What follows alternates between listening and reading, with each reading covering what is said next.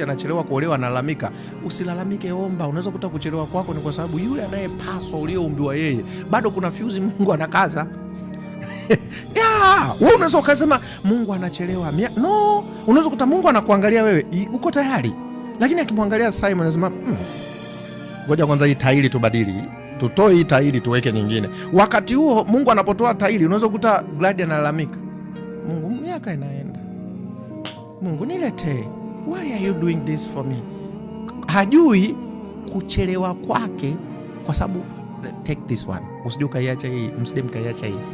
Mungu hayuko interested na ndoa yenu, yuko interested na kusudi lake.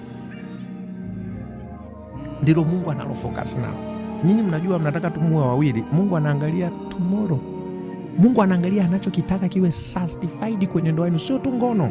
Anataka project yake itimie. Kwa hiyo wakati nyinyi mnaangaliana nataka mwenzi, Mungu anaangalia, je, wako kwenye track sahihi ya kutimiza nilichowaumbia? Maana mimi ndio nahitaji wawe Mr. and Mrs. Je, wako